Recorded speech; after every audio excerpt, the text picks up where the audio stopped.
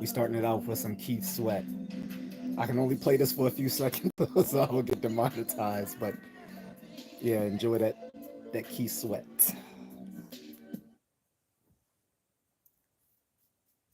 Yeah, but that's not that's not the topic of what we're going to be playing here. So yeah, I had to switch that out. Obviously. um, we're gonna play some more Superman. So many of our So biggest problems have already let been me solved. turn this down. Let me Health, check, healthcare, energy are not fix my impossible. In filter. fact, the technology exists to solve these problems, but those Mm-mm-mm. technologies have to get Filter over is fixed. regulatory barriers and Um, get into people's hands. I'm just gonna talk If the random law stuff is until set, I it have only people changes when fill you out make the the chat change. room. Technology, Um, on the other hand, is changing looks every like I'm day. talking to It's myself right dynamic. now, If you which can take the in law fact I and am, catch but up with where this is technology is, you can for unleash some the tremendous innovation that changes benefit people's of lives. people who I'm will Sal be Turi. watching I'm the this on founder of replay, so Trust there's not Venture, just a a bunch of venture dead capital air firm that helps companies of cut through the red someone tape just so they can staring unlock the into the biggest screen until markets someone in the appears. economy. I've And seen this all live streams sounds like good that, on and I paper, find but them what does it very actually look weird. like in Just seeing people practice? just Let me show you. stare blankly into their This is for the other two screens cents. and not say Stories, anything ideas, and for advice several from minutes to changemakers tackling the hours biggest until challenges. someone responds to them in the chat room. Like, it's kind of This is the incumbent house. to the We printed this house content in creator to the keep things East flowing. in the middle of like torrential rainstorms. So We are at an let me Icon turn house. this Icon down. is a company that can 3D print a I'm gonna home. put on That some robotic arm 3D prints the layers one at a put time. on some And then background after music. 24 hours, you can put up Um, but this topic is just something lighthearted, talking about martial arts again. Um, in fact, talking about martial arts that I've been exposed to thus far, and to the ones that I um, hopefully will also do study in the future, as well as the ones I've already been exposed to continue in those, so I can reach some sort of um, proficiency in them. But I have been, blessed to have had exposure to several martial arts since I was younger. And I'm sort of like a jack of all trades sort of thing. Jack of all trades, master of none. You get the grift, the drift, not the grift, the drift. There's no grift. I hope not. Just the drift. So hi to everyone coming into my chat room. So I'm talking about martial arts that I've been exposed to, and you guys can chime in and ask me questions about martial arts.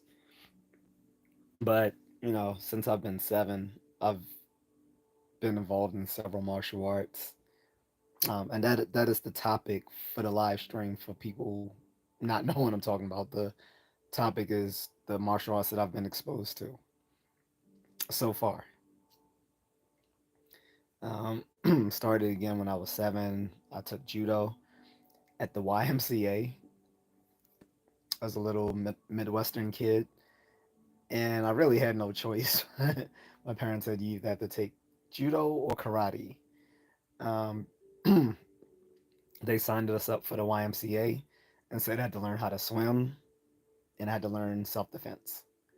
And left it up to me whether I wanted to take judo or karate. So I'm guessing they held the classes roughly at the same time. And they would drop me off, go to swimming class, go to judo. Did both of those for about a year, maybe less. I actually enjoyed judo. It was kind of intense though. It judo took sort of like some aspects of wrestling and jujitsu and combined them together, and it was fun because you know there was like 1 to 2 classes where we got to do nawaza, which is what basically is the focus in Brazilian jiu-jitsu, which is just submission grappling. But that's not the focus of judo. Judo is a stand-up grappling art, and then you go to the ground. whereas jiu-jitsu, whereas Brazilian jiu-jitsu focuses primarily on the submission grappling, or what we call the newaza techniques. So, well, it was fun. I wish I stayed in it longer. There was a class, I think it was only once, but it was a class where for some reason I was the only student that showed up. So the instructor and assistant instructors literally just took turns throwing me the entire session.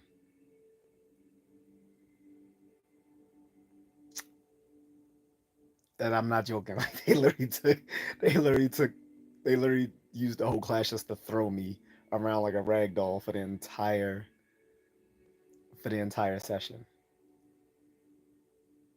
Have any of you ever had that experience in any sort of judo or jujitsu class? I didn't feel abused. I mean, at least I learned how to do my break falls. If I didn't learn how to do my break falls, that might have been injurious. And I'm pretty sure that's not something someone would, like a parent would tolerate happening to their kids today. Although I really never told anyone that that happened, that they just spent the whole class literally tossing me around like a rag doll. But eh, it happens. This we're Gen X. Like all sorts of inappropriate stuff happened to us as children was still alive. So that was my very first experience to martial arts when I was 7.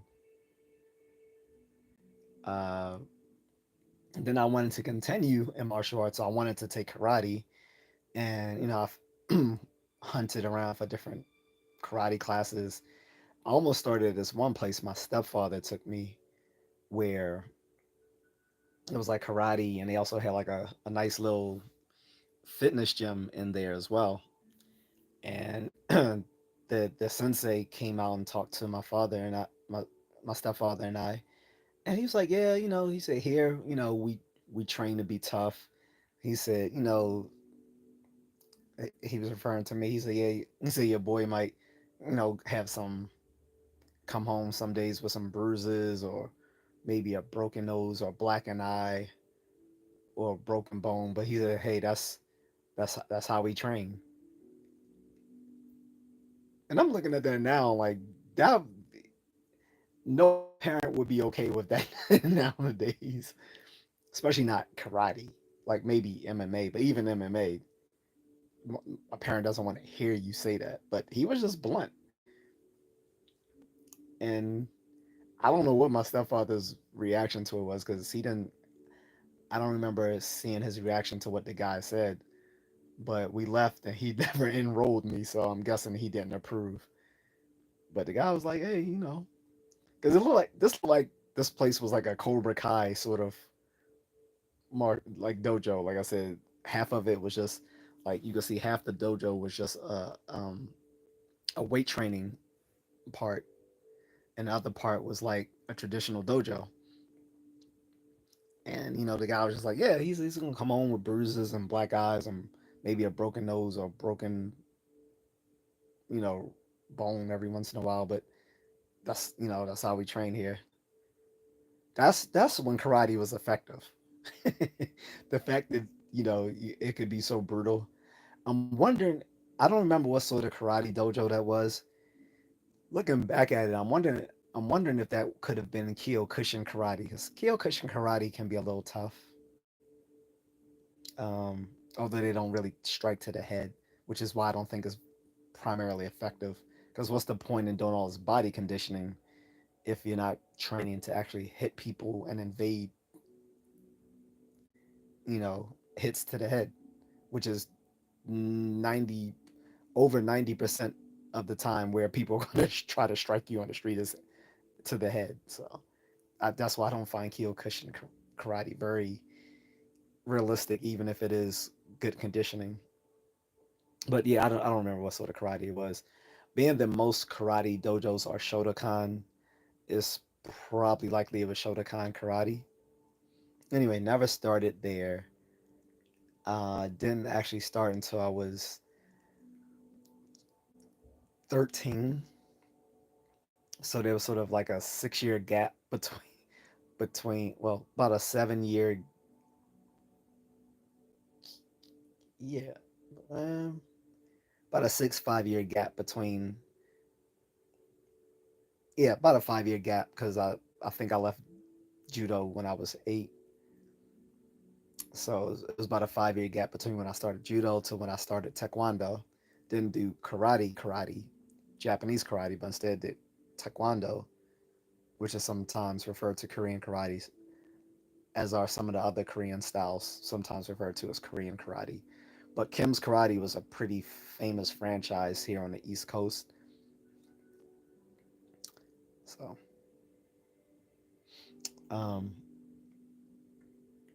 that's when I really got meshed in martial arts. Like I would go to the library and start learning more advanced techniques on my own that I would practice at home while I would just, you know, do the basic techniques. Um, when I went to my dojo, or I guess in Korean I think it's a dojang instead of a dojo. I think it's a dojang, but same thing. So whenever when I was in class, we were still doing basics. I was still at a white belt level, which, by the way, in in Korean martial arts, unlike Japanese martial arts, is weird. You you don't start off as a white belt in Korean martial arts. You start off as a no belt. You have to actually earn your white belt. Whereas in Japanese martial arts, you start off with a white belt. So that's sort of the difference. You have to actually earn your white belt in Korean martial arts. Although I think that may differ from school to school. I think Kim's Karate, like many of these other McDojos, kind of stretch it out as far as possible because they usually know that most kids stay for about 5 years, and then by the time they become a teenager, they lose interest and move on. So they try to stretch it out as far as they can from the time they start, which might be anywhere from the ages of 6 to 8, and keep them enmeshed into it to like they're like 13, 14, 15, whatever. So um yeah, so I didn't stay there long, stayed there for about a year or so, but I was training on my own, both with friends who were in martial arts and through just like my own private research, going to, looking at videos, studying magazines and books, even looking at movies. And I had got way ahead of the level that I was learning currently in the school. So I probably would have had more interest in staying longer if they didn't try to stretch it out so long. And usually they do that by forcing you to do katas. Like you have to rehearse and basically master katas before you can move on to the next belt, as well as a certain couple of techniques. But it kind of dulls it a bit, that the fact that they try to stretch, that they clearly are stretching it out. The only good thing I did see about Kim's Karate is that it was they taught Olympic style taekwondo, so even at the white belt stage we were already learning how to spar, so that was good. The sparring was pretty whack though, but at least they were letting us spar at that age. I mean, at that beginner's level, because a lot of karate and taekwondo places usually don't let you spar on the white belt level. But I guess since they were more geared towards competition and Olympic style taekwondo, they allowed us to do a little sparring here and there. Um, but most of the class was um, kicking drills, rehearsing the katas, and doing a little bit of leg strengthening exercises. And so, after I left, I was still training every day, like, well, almost every day on my own. Like coming home after school, I would practice. Especially on the weekends, I would do a really long practice where I would be on my heavy bag and stuff like that. Um, I think I would, yeah, I think I would. So I would, watch my morning cartoons or whatever. Even as a teenager, I still watch my morning cartoons, and then I watch Black Belt Theater, Kung Fu Theater. For you guys don't remember Kung Fu Theater, that's when they would put on all the old Hong Kong Kung Fu movies from the 70s and 80s.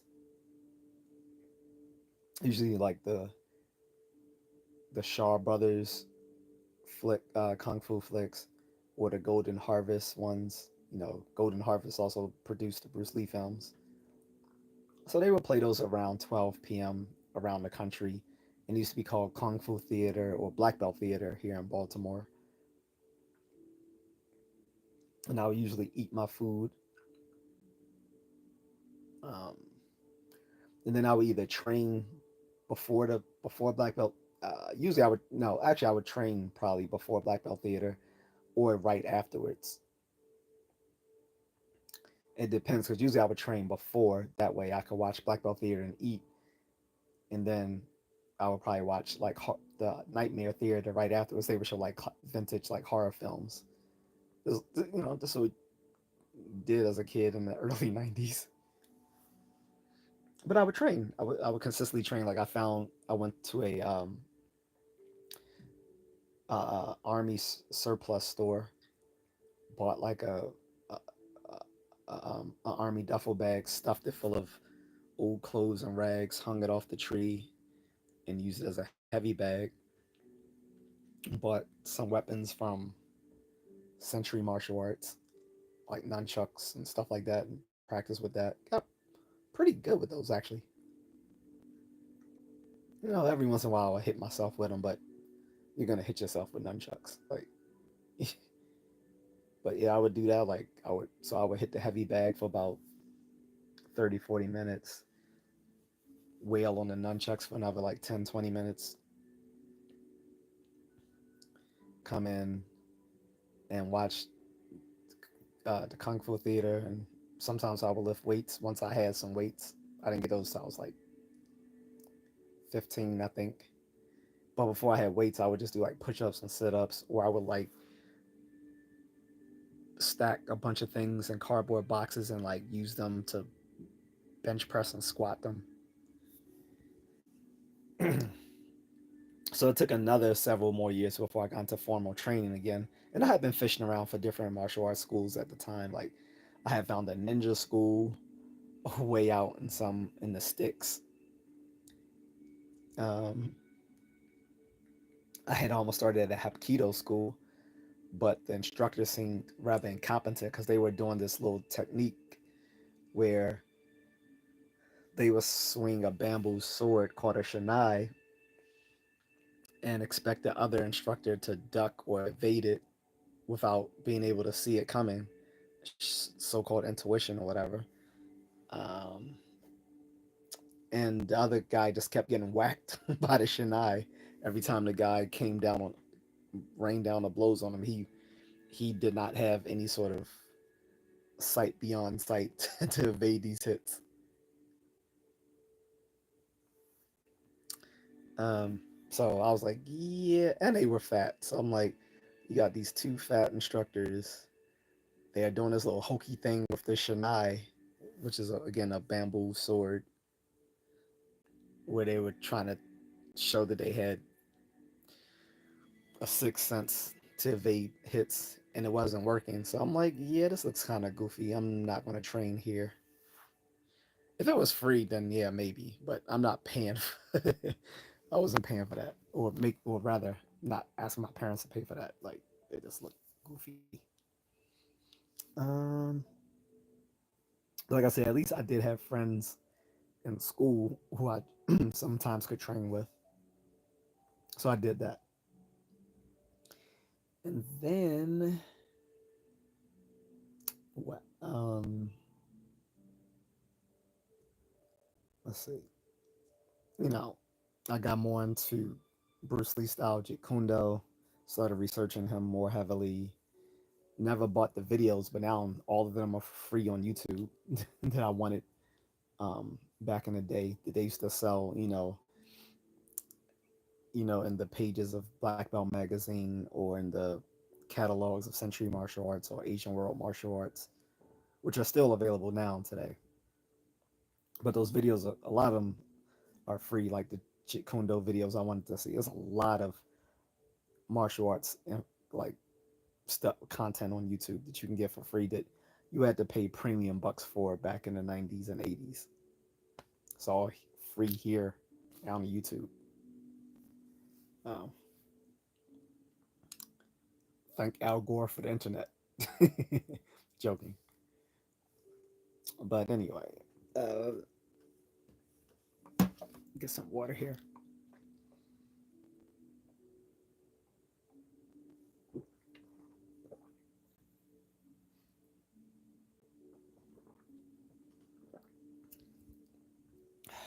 But yeah,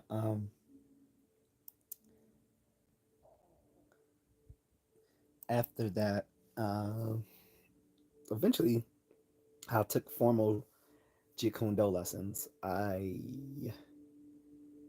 you know, ended up learning a little bit of hand to hand in the army. Not much,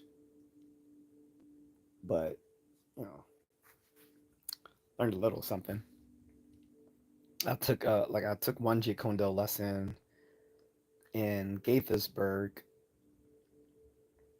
uh, and he kind of like showed me what was the proper way to do stuff that I had previously only been doing through looking at books and videos. So he showed me, so I learned more formal and Jeet Kune Do, JKD, and trying to remember if I no, okay, so yeah, after I came out the army, then I started doing formal Jeet Kune Do under the uh, under the program started by Chief Larry Hartzell, who passed away a couple of decades ago. His his interpretation of Jeet Kune Do put heavy emphasis on grappling, so he called his organization the John Fan Jeet Kune Do uh, Grappling Association because most formal Jeet Kune Do classes don't have grappling in it. Like they might train in something separately, like judo or whatever. But in the '90s, Brazilian Jiu Jitsu wasn't very popular in the early '90s. So by the time the time I started training at the at the this place in Sykesville, Maryland, the it kind of became already in vogue to add, grappling to martial arts this is like around 99. So we were doing judo and catch wrestling and I guess some Brazilian jiu-jitsu. Stayed there for a little while, then left because my my car broke down and it was just I it wasn't it wasn't in a place where I could get to without public transportation, and we Uber and Lyft did not exist yet. And I came there a few times, I think, in a cab, but that was just too expensive to do, like to come to class. Like classes were like what four times a week. That would have just been too expensive.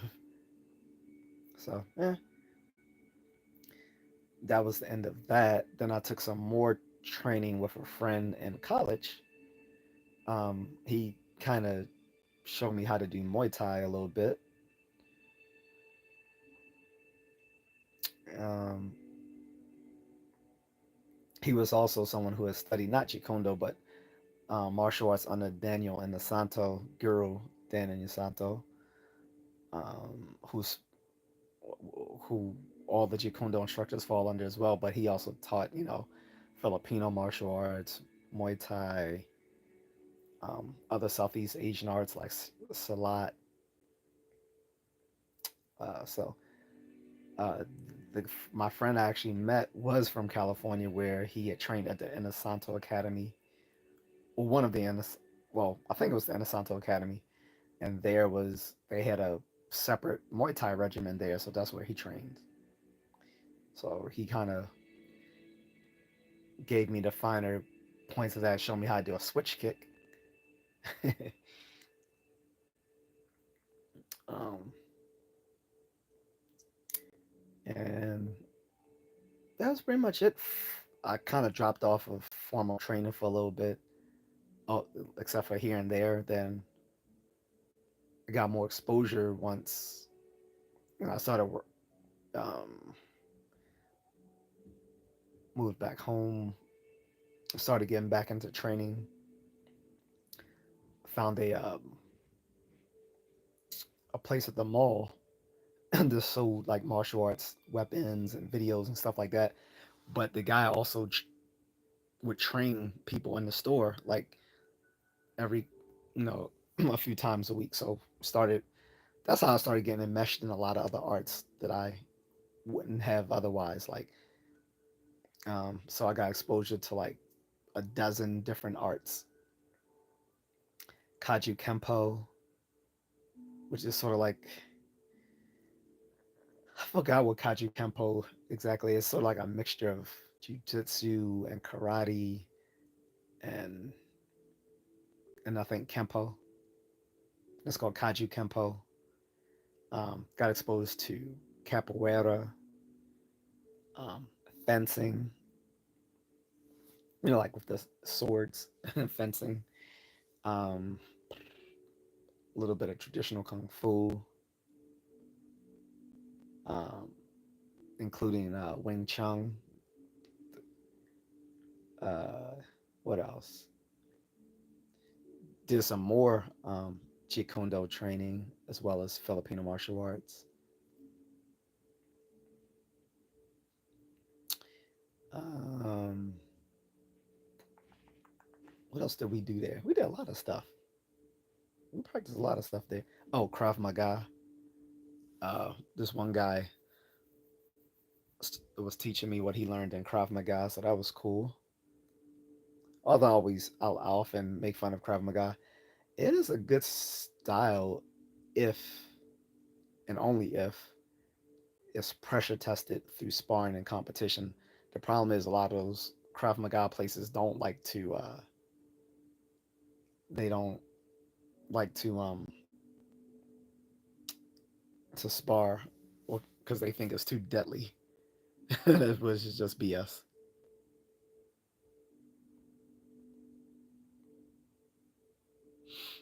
Um, doesn't look like anyone's really in the chat room here.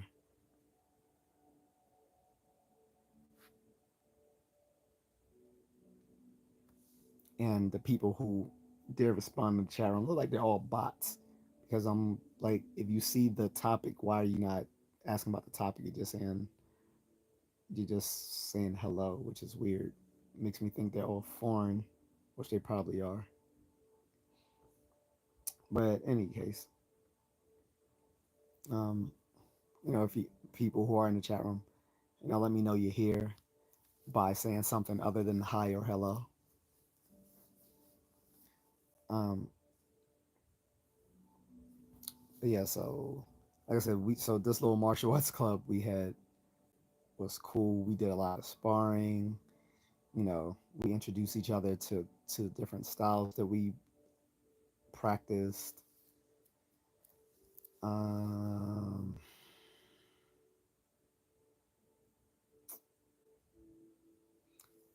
so that's how, like I said, I got exposed to a lot of different arts. So from this point, it was like judo, taekwondo, Jeet Kune Do, Muay Thai. Oh, also did some boxing in college too, because HBO Boxing came out to the campus and actually did like a little thing there. So I actually got to do some um pad training with one of the boxers. I think he was either a coach or one of the fighters themselves. And I came out there and was hitting the gloves. I mean, hitting the pads, and they was like, "Oh, this guy's actually got." They was like, "Oh, he actually got some hands." So they was like, "Film it, film it." So that was flattering. So I don't know. Some of you may have saw me on HBO back in like 2000 or 2000. Well, around 2001, 2002. I don't know. You may have seen me on HBO Boxing. Now I don't have to go look that footage up myself to see to see if I was on there, because I know they filmed it, because we were hitting the pads, and then the guys actually saw that I had some coordination, because I had previously done so much training on my own on top of the training I did at the Chikundo place. So they were like, "Oh yeah, he got some hands, film it."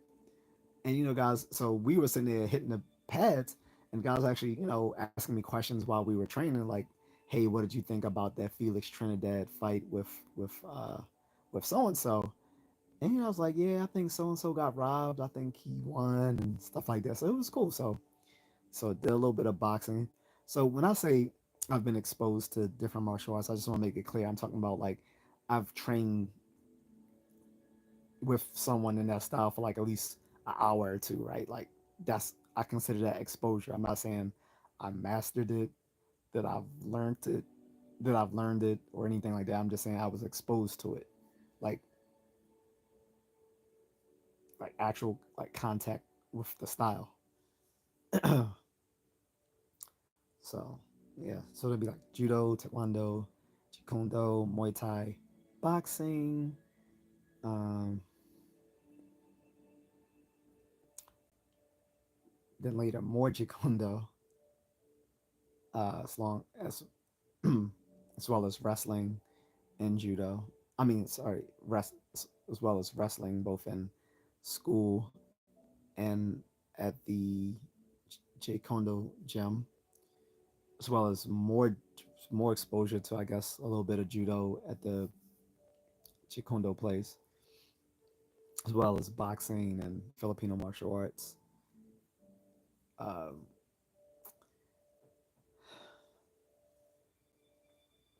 and then who else? I know my friend was showing me some kempo, but I'm not gonna really count that. It's not like we were training like for like an hour or two doing it, so I can't really say he exposed me to kempo, because that wouldn't really count. He was just showing me what he knows. He wasn't teaching me. Um, but then, like I said, once I went to this martial arts club about 12 years ago, we started learning. I started learning more stuff like Kaju Kempo, Capoeira, some Wing Chun, some other Kung Fu, um, some more Jikundo, some more Filipino martial arts. Um,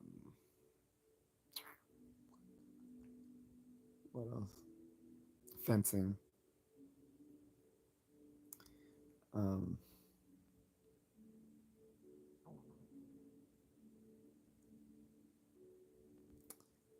and then when I went overseas, I got some training. So when I first met my wife in the Philippines, um, I got to learn modern arnis for Filipino martial arts. Um, Filipino martial arts is sort of an umbrella term, because these arts are all the same, but calling it Filipino martial arts is a less controversial term, because sometimes what you call Filipino martial arts depends on either the region of the Philippines you're from, or your Filipino politics. So sometimes called modern arnis in the Philippines, whereas here in the states we just call it Filipino martial arts. but over there it's often called modern arnis, and it's actually the official sport of the Philippines. The funny thing is, modern arnis is the official sport of the Philippines. However, the most practiced martial art in the Philippines is taekwondo, actually. So you'll probably see more people training in taekwondo than you see them training in modern arnis. And again, modern arnis or Filipino martial arts can have different regional names. In the north, in the Luzon, which is the northernmost region of the Philippines, is called arnis. In the Visayas or middle region, it may be often referred to as as I guess a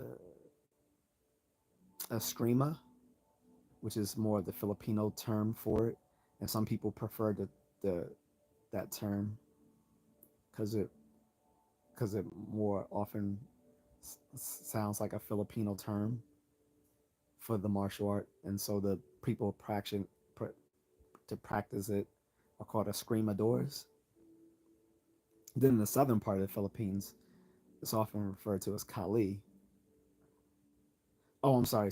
Oops. So I misspoke. So in the middle region, they might call it eskrima, but in the southern region, they would call it Kali, which is the more Filipino term for Kali, not eskrima. Sorry, eskrima is the more of the Spanish term for it.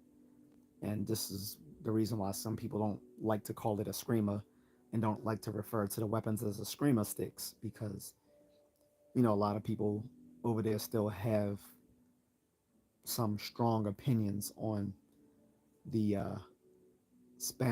the long Spanish occupation of the Philippines.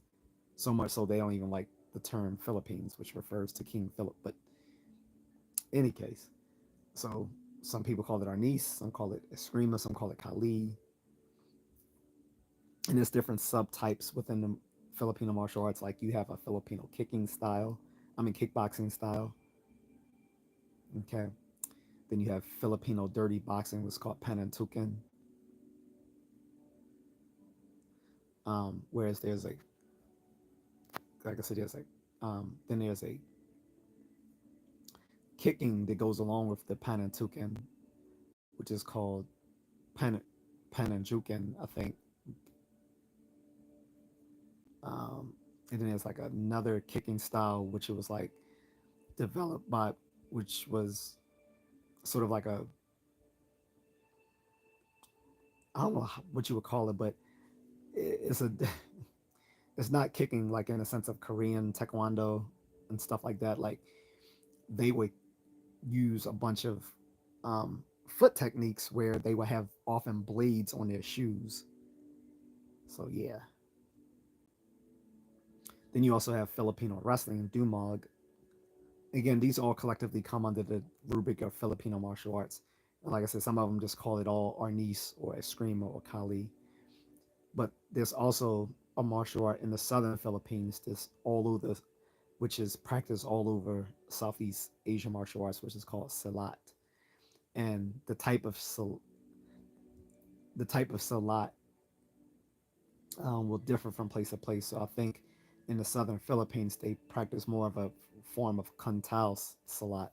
Kantal refers to China, like um, it being having a Chinese origin, whereas in Indonesia, they'll practice more Pencak Salat, which is an Indonesian, refers to Indonesian Salat. In Malaysia, I think it's called, I think it may just be called Malay Salat or something like that, but each region, like they practice a lot all over Southeast Asia, and it may go by different prefixes on it to let you know where the origin of it. But that I technically will fall under Filipino martial arts, although it's kind of separate. But Salat can, as it's practiced at least in the southern Philippines, can be also considered part of Philippine martial arts. So when I went to the Philippines, I got to learn modern arnis. There was actually a grandmaster who was there with us when we were training because I actually saw a group training actually because I joined them and they okayed me. And the guy, one of the instructors, was giving me like a private instruction aside from the class, and then let me join the class after they were done to like take pictures and talk with them. So that was like my first. That was like actual like modern art niche training with like actual like people there in the Philippines under the under the observation of a grandmaster. One of the from what they told me, one of the last living grandmasters of modern Arnis, which I think that means he was like one of the people in which it was like it became a formal it became a formal organization in the Philippines. So that was nice. Um, and in that same and then just a month later, yeah, just a month later, I then did a seminar in Muay Thai in Pattaya, Thailand.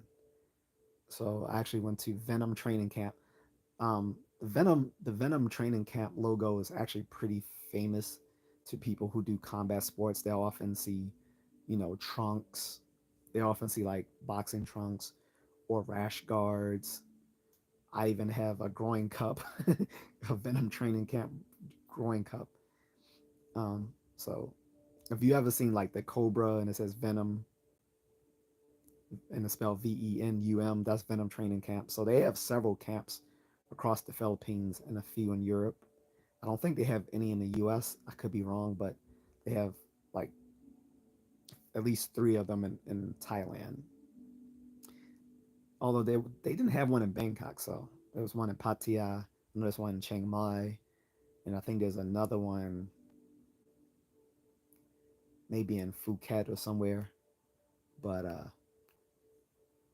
they got a few in Thailand, and then they got a one or two gyms in uh, in Europe. So I went there.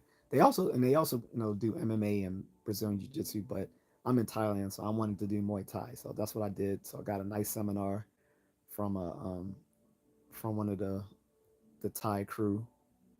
Crew means coach or instructor there. So he gave me like a nice instruction for like it might have been like 3 hours long or so. And he was impressed. He was like, man, he said, you stay here. He said, you stay here for another week. He's, I'll get you into a fight. I'm like, for real? In a week? He's like, I was like, oh, I wish I could, man. I was like, I'm going back to the Philippines, to, um, tomorrow. He's like, oh, you come back. I was like, all right, but that was a huge boost that he would think I was I could be ready to do an actual Muay Thai fight in like a week. I'm like, shit, okay. Unfortunately, I haven't been back yet, and now I'm like kind of older, so probably would have to take some TRT when I come back if I still do it. Um, then a year later, I did when I was referring to Salat. So I did Pencak Salat in Indonesia, but I did the the the Balinese form of Pencak Salat. So it was a Balinese sub style of Pencak Salat that I learned. And actually, I think they do practice that in some of the Chikundo schools here in America. Like I think the sort of Pencak Salat they do is that same sub style I did in Bali, which is Nagara. What's up, Jr? What's up, Omar? Um, if anyone needs me to backtrack of what I said for the past 40 minutes, just let me know. But yeah, so then I did Pencak Salat. Um, so that was the last formal place. No, no, no, that wasn't the last formal place I trained. So then, I came back to the States and I've trained at some MMA gyms. But I have, but it was mainly in boxing, Muay Thai. I've come back here. I've done some Muay Thai, some kickboxing, and some boxing at MMA gyms since I've been back in the States. Okay, and I've also started um, dipping more into the French kickboxing style as well, called Savat, because it makes up a strong component of Jeet Kune Do, and I've never teased it apart from my Jeet Kune Do kickboxing. So I've been learning that, and hopefully I'll get some formal instruction on that soon as well. But I'm not gonna stretch this out unless I get people asking me questions or something, or making comments. But yeah, so to sum that all up, so the martial arts and combat sports I've been exposed to so far, has been judo, taekwondo, jikundo, muay thai, boxing, um, wrestling, both folk wrestling and then later catch wrestling, um,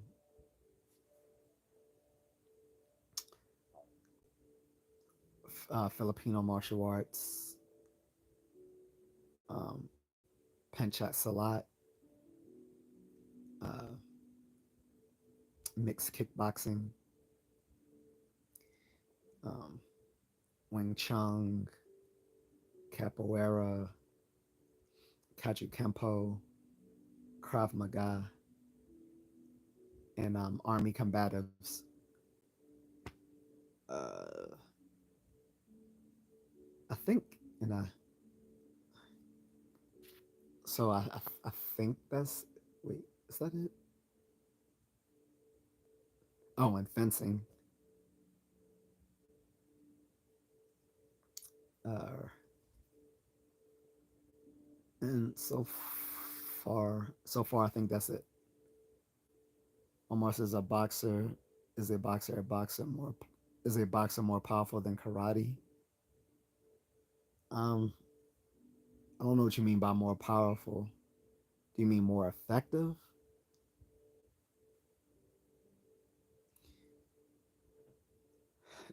So is they're not really, you can't really compare them because they're not the same. Like boxing is a combat sport, whereas karate is a traditional martial art.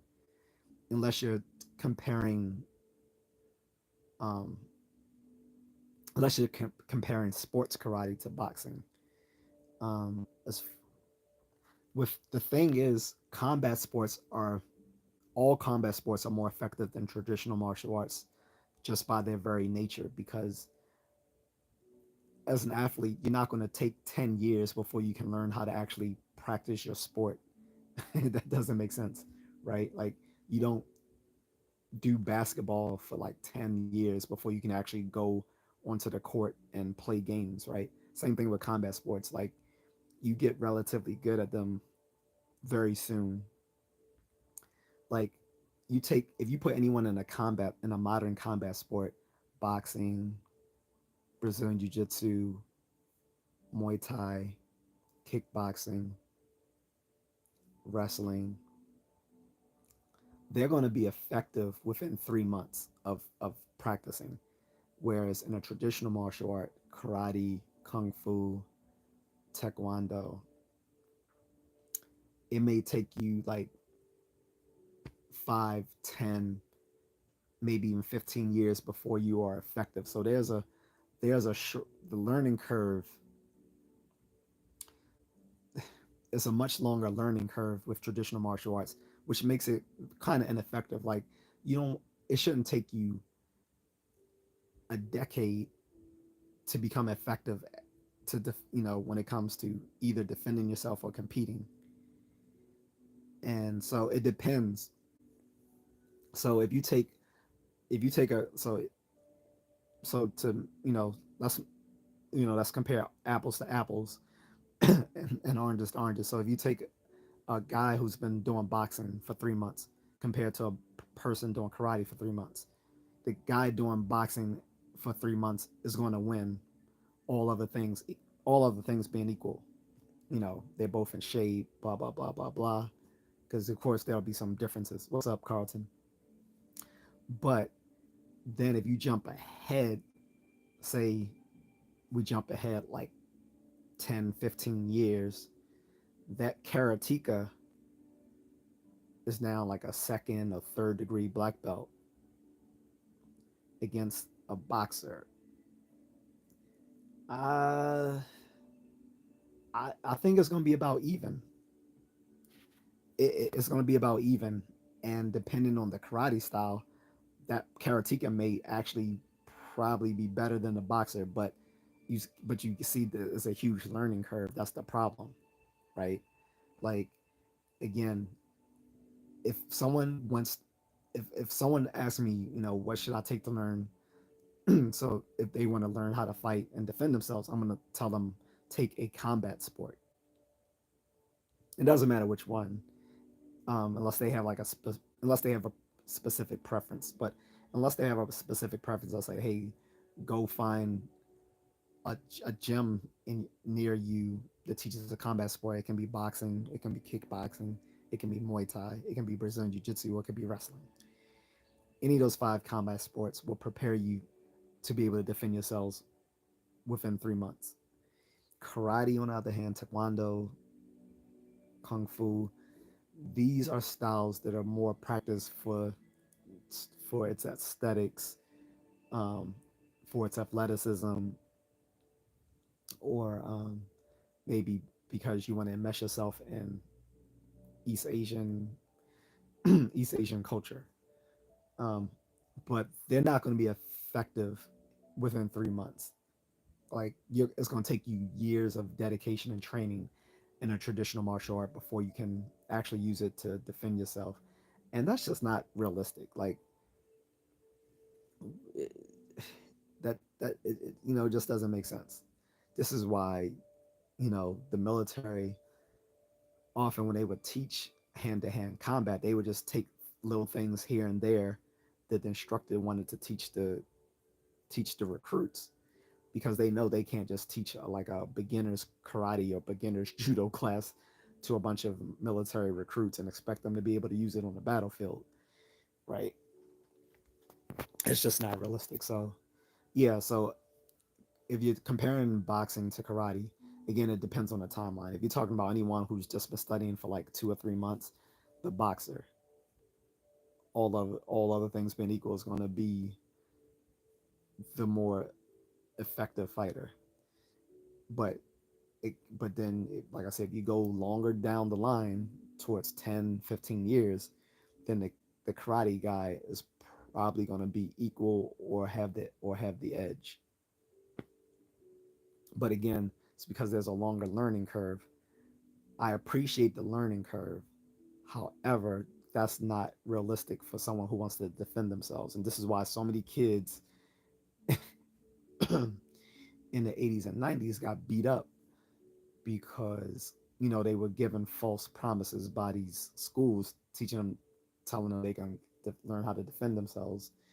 But usually the kids wanting to come there and learn how to defend themselves are already being hassled or bullied, and they're thinking, just taking a couple of classes, they're gonna be ready to throw down, and they can't.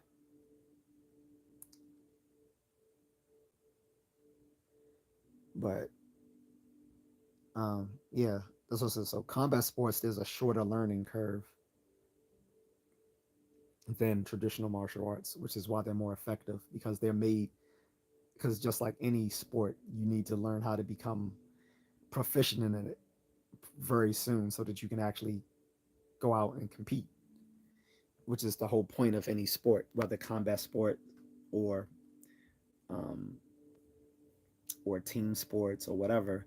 You know, you don't, again, you don't go to football or basketball or baseball practice for 10 years before you're good enough to compete. That wouldn't make sense. You go and you train for like several weeks, several months, and now like they're ready to put you out there and play games.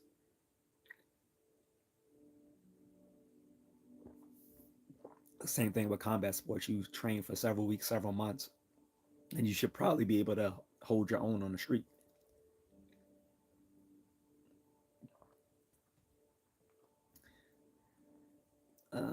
Carlin says we need something right away to deal with these clowns. LOL. No, absolutely, bro. Like I said, I most of us who grew up in the 80s and 90s, we did it the hard way. Pause. But unless you had a boxing gym around your way, you know, pretty much every strip mall had like a karate or taekwondo dojo, right?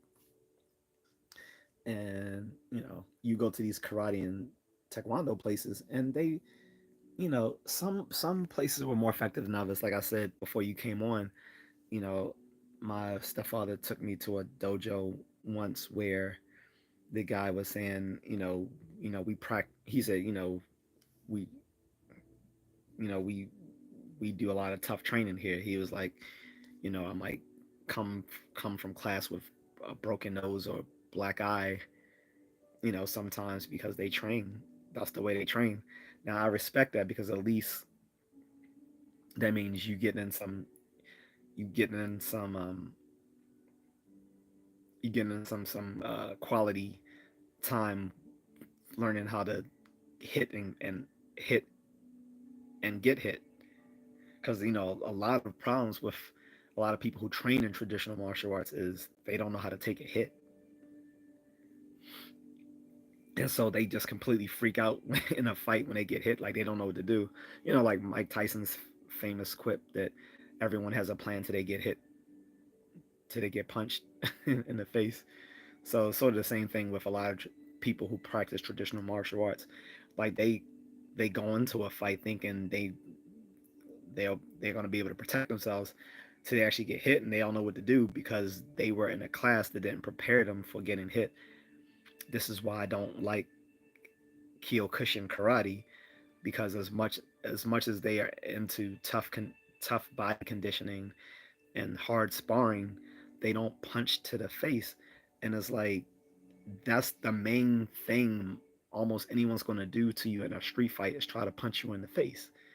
So how is it more realistic with all the hard sparring in Kyokushin karate if they're not preparing you to get hit in the face? All those plans go out the window. Same. Hey Agatha, what's up? Same thing with Brazilian jiu-jitsu. Brazilian jiu-jitsu is a really good combat sport and martial art, but some of the more unrealistic jiu-jitsu schools completely avoid um, punching in their as part of their training. So a lot of these guys don't know what to do when they get punched, and it's like, yeah, you can take people to the ground and stuff, but I mean, unless you pull in guard on the street, like you're gonna have to work to take that person down, through a takedown or whatever you have to do. And it's like in the meantime, what do you do if you get hit? And unless they practicing, you know, how to take a hit and avoid getting hit, I think it misses that realism, which is why I think Russian Sambo is a much superior grappling style than Brazilian Jiu Jitsu. Brazilian Jiu Jitsu is fine if it's paired with a striking style, but by itself, I think it's missing that element of striking to make it real to make it grounded for like an actual street altercation. Like I said, you can get lucky and use Brazilian Jiu Jitsu in the street where you can just neutralize a person's punch by taking them down. But again, like Mike Tyson said, everyone has a plan till they get punched in the face. So the Brazilian Jiu Jitsu person might be like, oh yeah, I'm gonna go in for the double leg takedown. That's all good till you meet that guy who can punch you. And the problem is on the street, you don't know what skill level someone has when it comes to fighting. They may have none, and then you might meet someone like Rocky, who was like an enforcer for the mob, but he was also he was a semi-professional boxer as well. So imagine someone thinking they just want to take Rocky down. um, and he's like a professional boxer, and they come in to do a double leg takedown. He just throws an uppercut and have them sprawled out on their back. So everyone has a plan till they punched in the face. So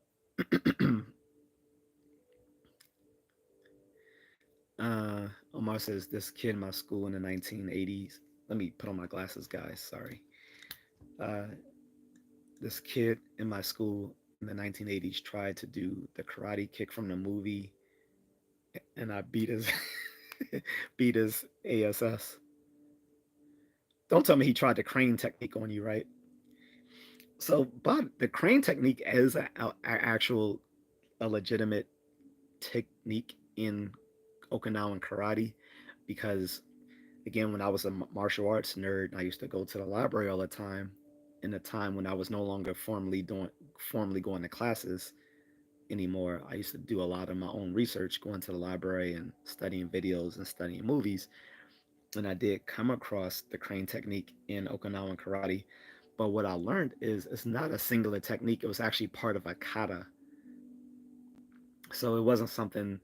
So I've never seen in Okinawan karate nor in Japanese karate the crane technique taught separately as like an individual technique. The way I saw it taught, and again, this was a long time ago. So if someone knows more, you can correct me.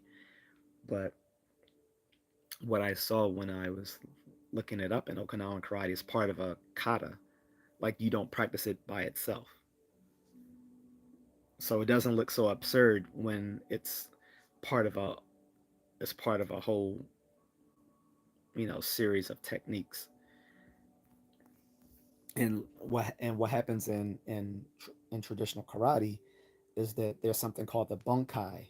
So the bunkai is where, and this is usually done when people are testing for their belts, is that in bunkai they they try to interpret the karate forms, the katas, um, in the sense of how it would actually be practiced on an actual opponent, because a lot of a lot of the stuff practiced in katas has been lost over the years. So it took modern interpretation through bunkai to actually suss out what these techniques actually are. So, for instance, we know from traditional karate that a lot of the techniques in karate actually incorporated grappling and submissions, and, and using weapons and stuff like that. But that was taken out of modern karate, for different reasons. So uh, the weapons were taken out of traditional karate and made into a separate art called kabuto, and the grappling was largely taken out of traditional karate too. Although they still karate, even though modern karate still does have a few throws in it, but the reason why modern karate lacks a lot of grappling in it is because when they modernized karate, when it was brought to the Japanese mainland, um, the the Japanese people to which it was being taught wanted didn't want karate to compete with jujitsu, which was already a grappling style, with judo and jujitsu. Um, so grappling was divorced from modern karate, although it's still you know evidenced by the traditional katas. Um, which is funny because although there's hundreds of karate styles, they mostly all practice the same katas all the way from Okinawa. It's just they're sometimes done a little bit differently, and some of these katas even go all the way back to China, because now we know now that karate not only originally comes from China, well, most a lot of elements of it. Some of it is from the Ryukyu martial arts. The Ryukyu were the islands of which Okinawa was a part of back then, the Ryukyu kingdom. Um, so they took elements of the native Ryukyu martial art blended it with Chinese kung fu, and that became traditional Okinawan Te or karate. And there was also some elements brought in from from Thailand at the time as well, as Okinawa would have been a major trading hub back in that time period, in the 1600, 15, 1600s, whatever, when traditional karate um, was developed. And so we actually know the actual like kung fu style.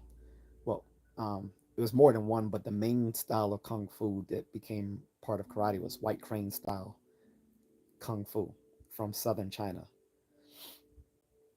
And so you can trace, so you can look at the katas in traditional karate and see that it still has the elements practiced since the beginning of karate, and still show the techniques and concepts that came from white crane style kung fu back in southern China, as well as um, some elements of southern style Shaolin kung fu. Yeah, but yeah, anyone who was trying to do the Korean technique was a dumbass. But he was a kid, so he didn't know any better. He saw Daniel LaRusso did it, say, "Hey, it worked in the movie. It could probably work for me." He tried it on you, and you probably bum rushed him. Poor guy. Omar says, "But if you can take someone off their feet, I think you got it." Yes and no. So the thing is, yeah, if you take someone off their feet, more than likely, yeah, you got it. But again, that's only if that person doesn't know how to do submission fighting.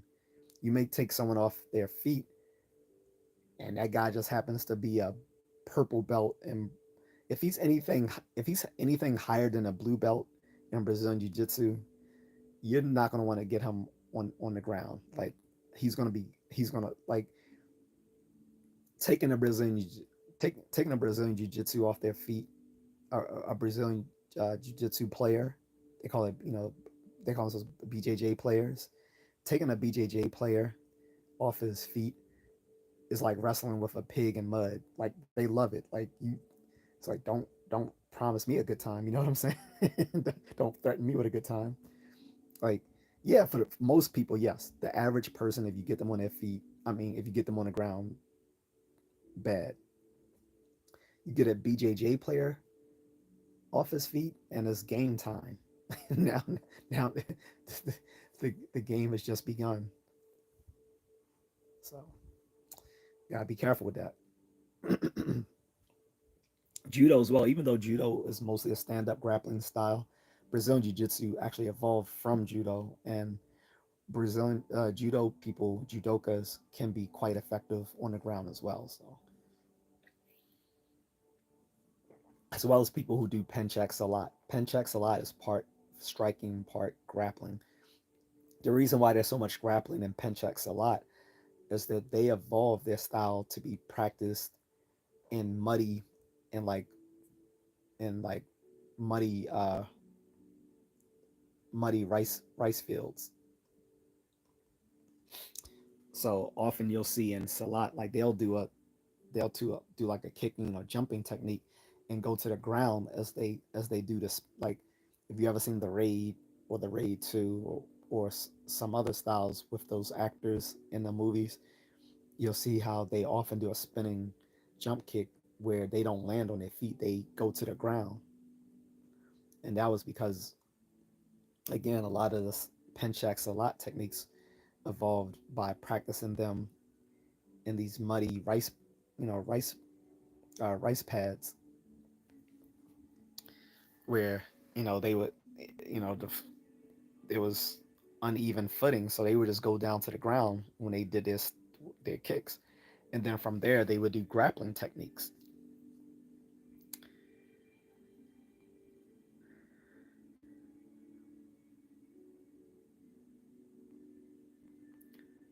I remember this white girl. She was bad as hell. Could beat any man's butt.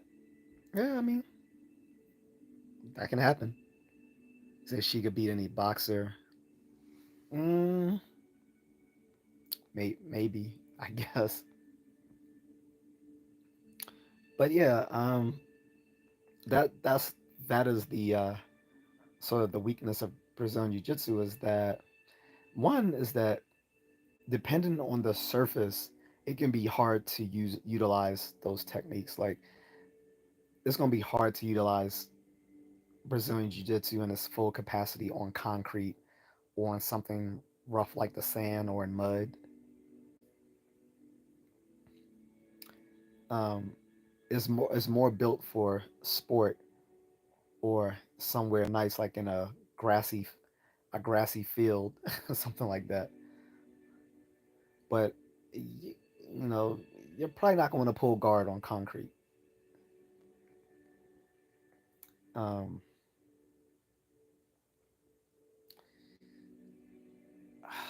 and also, even if you can pull guard and you're comfortable with being on the bottom position, it's just self defense. Um, just self defense knowledge 101 is that you don't want to be on the bottom position. You want to be in a top position. When you go to the ground, you want to be in the mounted position. You don't want to be in the guard position. Like I don't care how good people say they are in the guard or how many times they've you know f- self flagellated themselves watching their old Gracie tapes of um but I don't care if you think you're Rory and Gracie or in any of those Gracie brothers from the 90s. Like it's different on the street. Like you don't want to be in the guard position. You want to be in a mounted position if you go to the ground at all. And they always say, yeah, well, 80% of fights end up on the ground. That's not that's true, but misleading. For one, I mean, all fights start standing up, and as far as all the ones going to the ground, you know, the issue with that is, and I've brought this up before, is that when a lot of this is when a lot of the when a lot of the video evidence for this came out of people usually going to the ground in street fights, that was because it was usually footage coming from like security or law enforcement, and for them, often the best way for them to apprehend someone was to take them to the ground, where they could then cuff them or do whatever and subdue them. But then when you see, but then when you look at footage where you're not dealing with like law enforcement or security, um, often they were most of the fight was standing up, and then another caveat was in those fights where the people were standing up fighting and someone actually had striking skills, say like in boxing or kickboxing, often the fight ended up in a knockout. So it's just so it's just misleading information how Brazilian Jiu Jitsu has marketed themselves as being the ultimate martial art by saying, well, most fights end up on the ground, even though yeah, that's true, but all of them start standing up. So what are you going to do till then? You still gotta you still gotta put in the effort to get to the ground in the first place. And then like, what do you do with someone? When you try to do a single leg or double leg takedown, and then they just back up and knee you, or elbow you. And yeah, I mean, it's going to come down to the competency of both people. Like, if you're better at shooting for a takedown than that person is at countering it, then you're most likely going to win. But if this person is, say, someone who's done Muay Thai for a long time, so he he's very good at throwing knees and elbows from a tight from close quarters, then that's a gamble as well.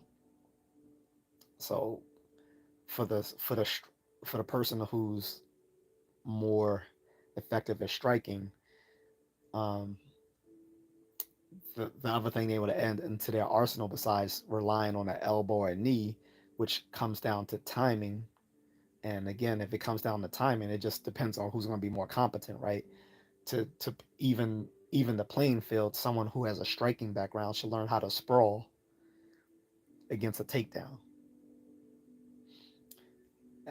And as for the BJJ player or the judoka or the wrestler, if they want to go for a takedown, um, that's cool, but they need to be able to counter strikes. So either they're gonna have to learn how to eat eat one of those hits and still take the person down, and some of them, and trust me, some of them can and will eat the strike just to take you down. Although that can still end up in them getting knocked out. So the other thing is they're gonna need to learn how to at least have some punching techniques. Some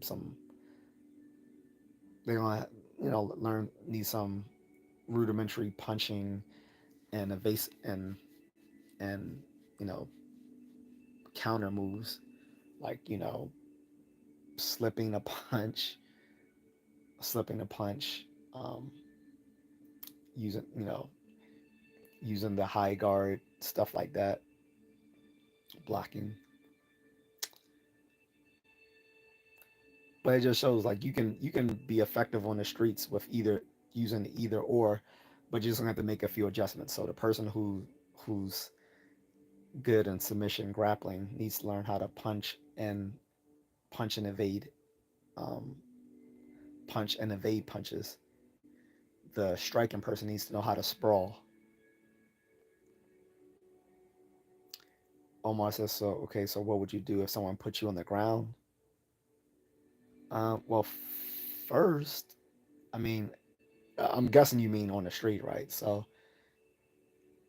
if it depends on the situation. So if we're just talking about one on one, I'm gonna keep it a even fight. I'm gonna keep it a clean fight. Well, let's say if they put me on the ground and then they're just trying to stop me and all that sort of stuff, then I'm pulling out a weapon because at that point I'm justified in pulling out my weapon to say, well, this person has me on the ground, I couldn't, and you know, I wouldn't let up. They wouldn't let up, and I couldn't, I couldn't flee for my safety because in Maryland you have a duty to retreat. So if someone puts me on the ground and I can't retreat because they're still pressing pressing up on me, either by striking me or trying to put me in a submission, I'm pulling out a weapon. That's the which is another reason why BJJ is not effective because it doesn't take into consideration the fact that people might have weapons. Almost everyone on the street you should assume has a weapon if they're bold enough to fight you. That is, if someone's bold enough to fight you, you should assume they probably have a weapon, or they're with someone else, and that person may have a weapon as well. But in any case, if someone puts me on the ground and they're like stomping me or trying to submit me, then I'm pulling out a weapon. Simple. Like I'm not gonna say which weapon, but I'll pull out a weapon. And you know, now if it's just we're both like now if it's both we're just wrestling each other, that's different. Um, Again, the BJJ person always has a plan until they're punched in the face. So a lots of times a person will get you on the ground,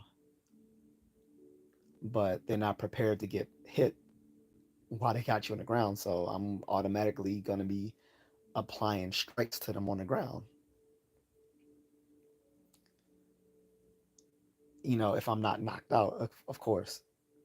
But if someone put me on the ground, I'm utilizing strikes. If they, if they try to submit me, but if they're trying to, but if they're like overwhelmingly just kicking my butt, I'm gonna deploy my weapon.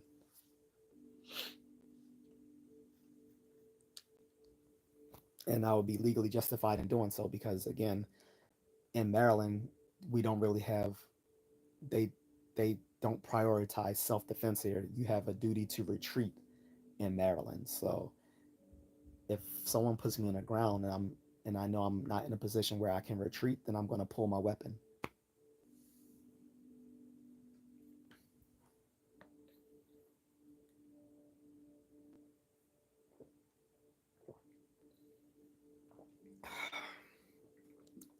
But like assuming someone is better at grappling than I am, and they probably are, I'm not going to try to out wrestle a person who can grapple with me.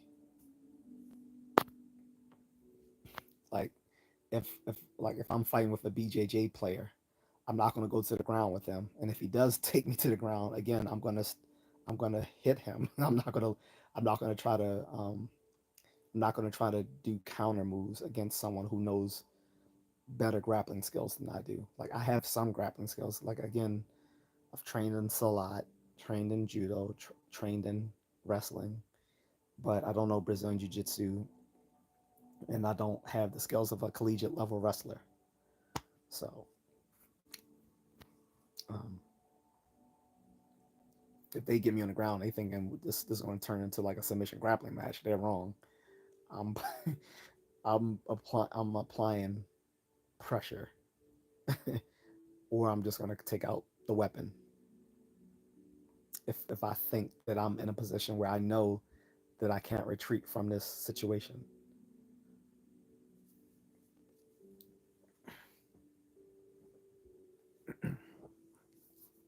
I hope that makes sense.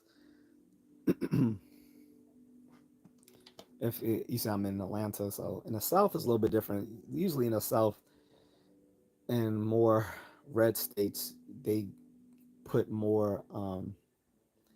They they give their citizens more more leniency and self defense as long as long as the violence you inflict is proportional to the danger being inflicted upon you. So it's usually as you know as long as what you're doing is proportional to to the situation in which you find yourself, that's fine. It's a little bit different here in Maryland because we live in this little pussy blue state.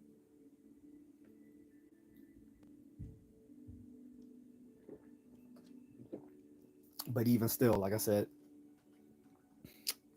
from talking to people who've done tactical firearm training to other people with a legal background, I know that I'm within my rights to defend myself by using a weapon if I'm in a position where I can't retreat, where any reasonable person would would see that I can't retreat.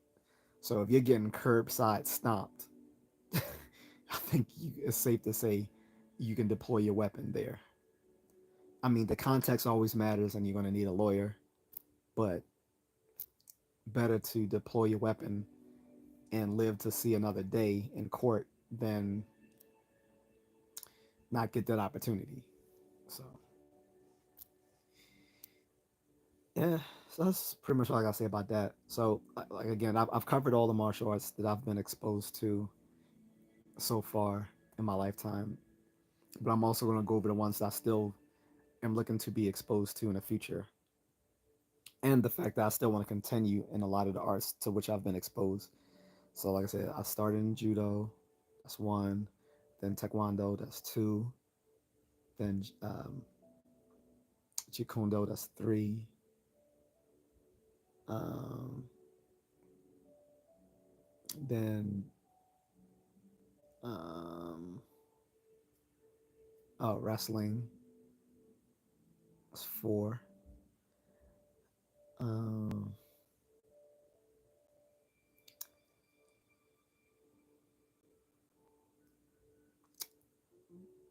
boxing, that's five.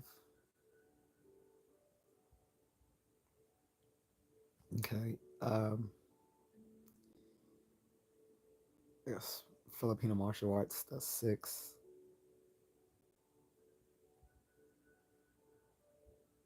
Uh, Filipino. Yeah, it's a Filipino martial arts. That's six, right? Muay Thai to seven. Um, Pencak Salat. That's eight. Um, Wing Chun Kung Fu. That's nine. Traditional Kung Fu 10. Kanchi Kempo.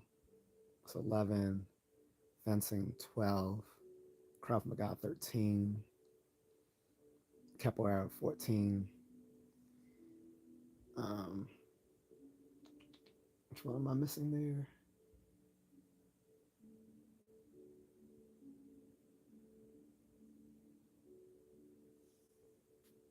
No, I'm missing one.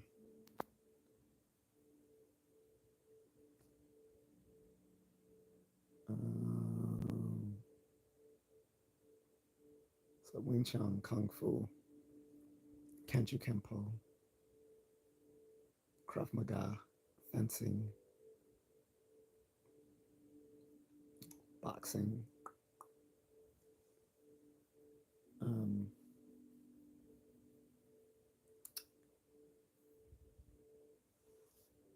yeah, that's. I guess that's about it.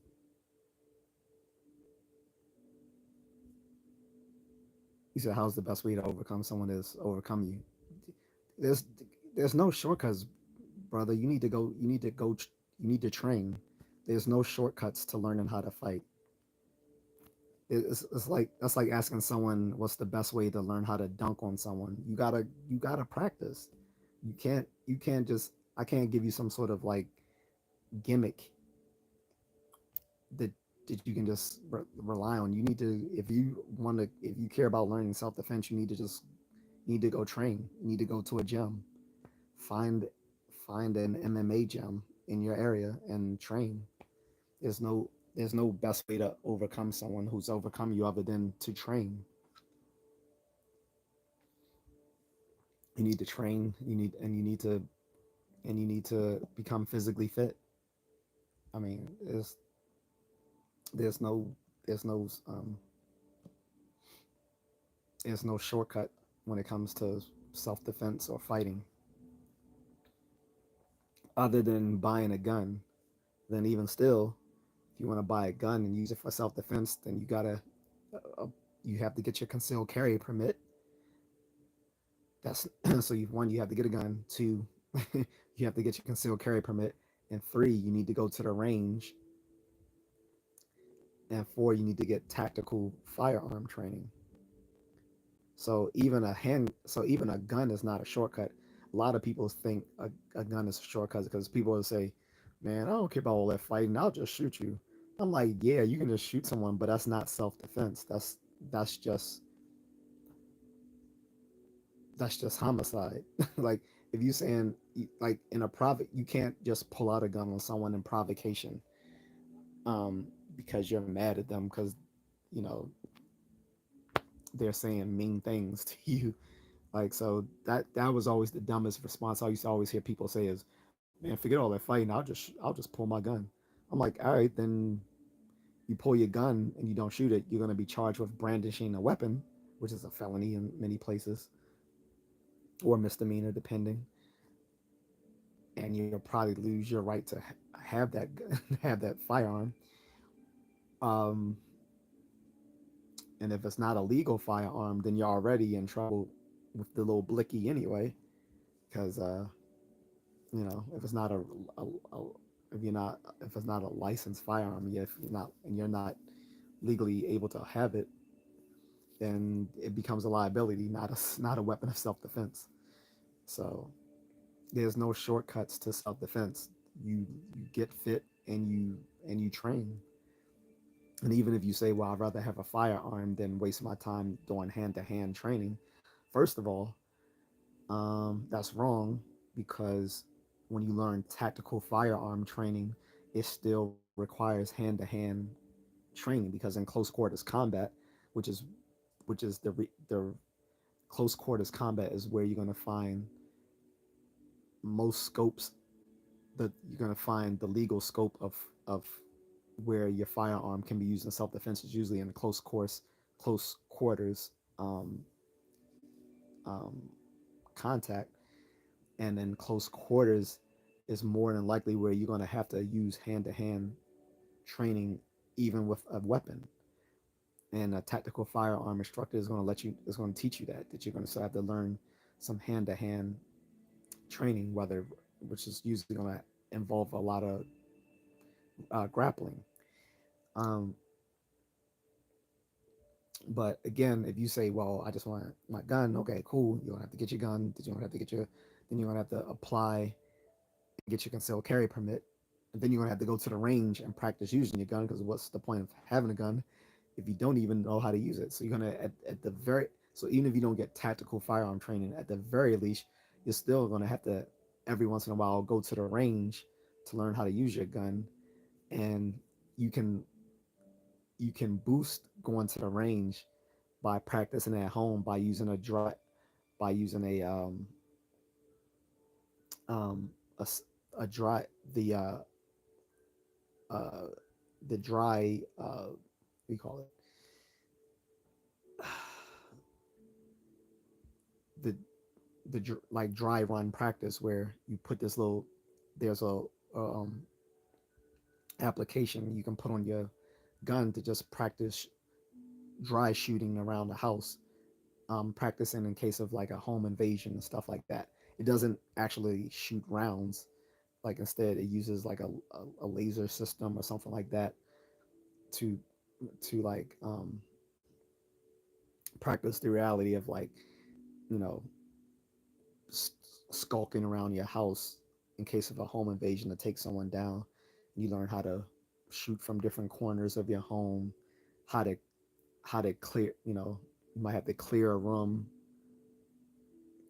stuff like that. Clear a room, walk someone down in your home, stuff like that. So you can do dry shooting practice, but even no amount of dry shooting practice is still going to replace going to the range. So again, you can rely on hand-to-hand training or firearm. But if you're serious about self-defense, you're going to want both. You're going to want both hand-to-hand training and knowing how to use a firearm. And that's going to take, again, going to the range and either doing some dry shooting practice at home or practicing with a tactical firearm instructor. And usually, like, so if you get like a USAA, excuse me, USCCA membership, they will put you in contact with you'll learn where the local range is. You'll learn how to get your concealed carry permit. um, they'll connect you with local folks who are USCCA certified instructors, stuff like that. But there's no shortcuts to self defense. Like I said, I went to training. I've been training since I was 7 years old in all the styles I just mentioned that I've been exposed to, um, whether through formal schooling or just taking like a little, um, or just practicing with someone in that style for a few hours, going to a seminar, going into the military, learning how to use firearms, and then later practicing at a range with a friend, stuff like that. There's no shortcuts when it comes to self defense. I don't know why people like I don't know, not to beat up on you, Omar, but I don't know why someone would think you can just learn some little gimmick and that will show you how to fight. It's I think it's because there's so much dubious information given out online where people will say, "Oh, if you're over 50, just learn this technique and you can handle anyone half your age." That's no, that's bullshit. You need to be physically fit.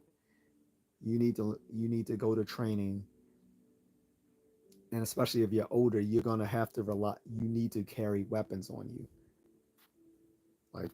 Like if you're really serious about self defense, and you're worried that you're not a physically powerful person, then you need a weapon, and the best weapon to have is a firearm usually. Unless, but some people might want a non-lethal weapon, and that's fine. There are some non-lethal sorts of firearms out there to shoot, um, like pepper rounds, um, stuff like that, or they can use bear spray, or or they can rely on maybe like a tactical, like a tactical tomahawk or something like that. Although that can still be lethal. But if for someone who doesn't want to use a firearm, either because of legal reasons or they feel uncomfortable using a firearm, I would say something like a tactical tactical tomahawk might be okay, or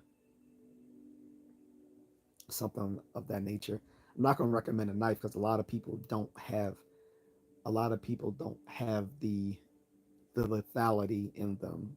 I should say they a lot of people aren't aggressive enough to use a weapon in self-defense, because to use a weapon and to use a weapon in self-defense means with you have to use it with the intention of it being fatal, and so a lot of people can't do that. I can, but that's probably just because I'm messed up. But yeah, I can use a bladed weapon with the intention of it being fatal, because I'm not going to use it unless I think it is a situation where it's merited in the first place. So if I already find that I'm in a situation where it's merited that I can deploy my knife in a lethal fashion, then I really have no moral compunction in using it to bring out a fatal outcome to that person.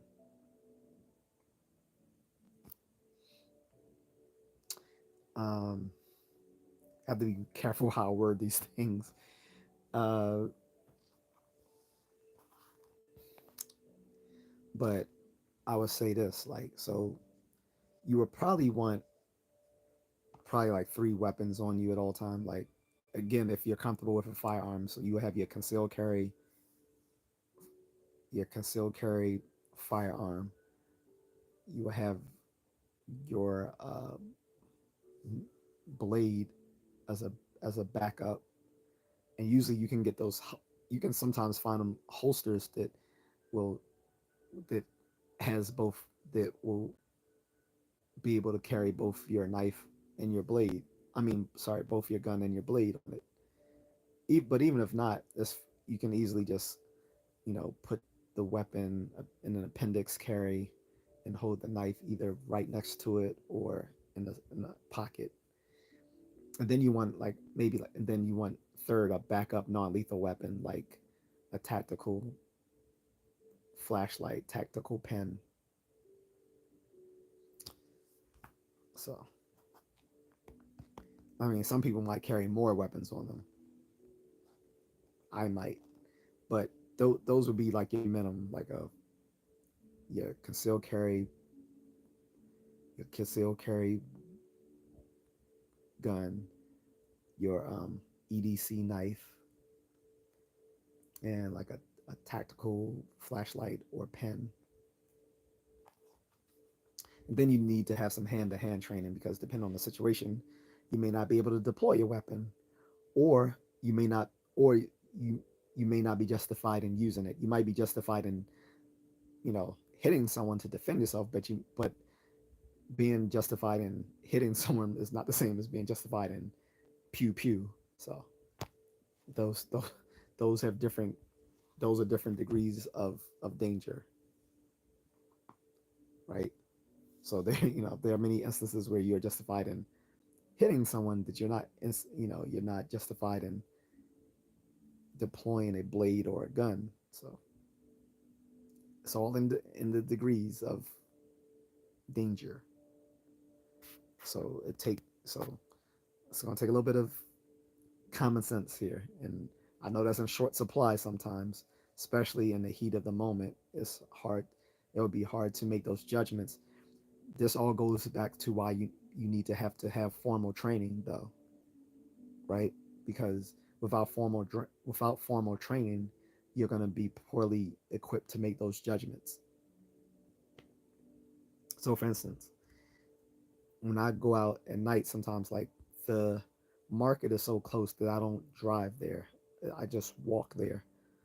Um, and one of the things I do is practice situational awareness when I'm walking. So, what does that encompass? That means I'm looking ahead, like I'm not looking at the ground like I used to do when I was younger. I look straight ahead, um, and I don't have my phone in my hand. I have my phone in my pocket until I need it. Like if I need it, then I'll pull it out, and then I'll just stop. I'm not going to keep walking blindly as I'm staring into my phone. I'll stop. I'll pull out my. I'll stop, then pull out my phone for whatever reason. Then I'll put it back and keep on going. Again, people are observing you even when you're not observing them. People will see who's an easy target, who isn't. They see the people, a lot of people just walking across the street, phone right in their face, not paying attention.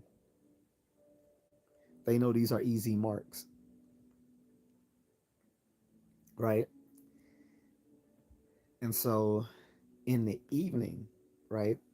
So in the evening when I'm so if it's nighttime and I'm coming back from the market, I always have something in my hand as I'm walking back. So because I know at nighttime I'm gonna have a shorter reaction time than I will in the daylight. So I'm gonna have a shorter reaction time in the night than I am in the daylight. That's number one. And two, by the time someone jumps me, it's gonna be too late. So I usually have my tactical flashlight or my stun gun on me in my hand as I'm walking because they both have flashlights on them. That way I can easily flip the light on and blind whoever rushes me while using it simultaneously to attack them. So I immediately put the light in their face and I can attack them either with a stun gun by tasing them really quickly or by hitting them with the face of the flashlight. And from there I can hit them with a few strikes and then run away, or if I need to, I can. If I think that the person's going to keep coming at me, then I'm just going to make sure I knock them out, and then I'm going to call police and tell them the situation. So, but at nighttime, like I said, again, I don't have the phone in my hand walking around at night. I have like my tac flashlight or my tac pen on me, or my mini stun gun in my hand as I'm walking home. And during the daylight, I may not have the weapon in my hand, but I'm looking straight ahead. As I'm walking by, I'm not walking around with my face in my phone, not knowing what's going on around me, which I see way too many people doing. Almost everyone. I'm like, you guys are just easy targets. So, and predatory people see that. Also, they're going to size you up as well. So if you look physically fit, they're going to be less likely to attack you. They'd be like, this guy might give me some, you know, this guy might give me some work. They're going to go for the easy pickings. So if you look weak, if you look small and weakly, you're going to be the person that they're more likely to prey upon. Now, some people will try to prey upon me because I don't dress like a YN. So YNs see anyone who's dressed well or dressed more casually and think that they're easy. And I've had a few people try me because of that until I show them that I'm not a bitch to say. Aglish says I never walk with my phone in my hand. That's smart, very smart. Like what I do, I'll turn my phone, I'll put my phone, well, I'll turn on my exercise app and I'll turn it on to walking, and then I'll just stick it in my in my back pocket and just keep going. And I'll usually be playing with like my little fidget spinner, or I'll like have my tack pen in my hand during the daytime. But at night, I usually have something in my hand that can that can shed light, like even my flashlight or my stun gun. But yeah, I stopped walking with my phone in my hand years ago. She's a yes, and it checks all the steps. Yeah.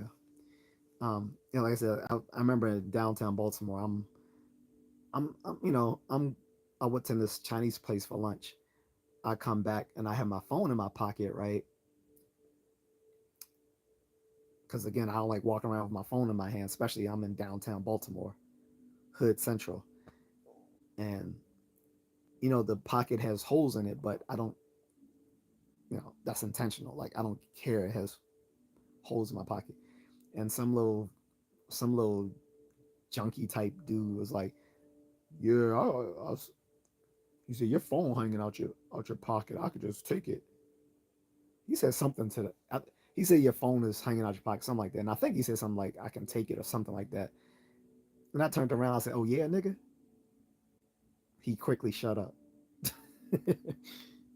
Mind you, I'm in my like work clothes, so I'm not looking a bit threatening. But you can, sometimes I think you can instantly portray aggressiveness without being overtly aggressive. He got the hint that I would fuck him up when I turned around and said, "Oh yeah, nigga," and looked him dead in his face, and he shut up.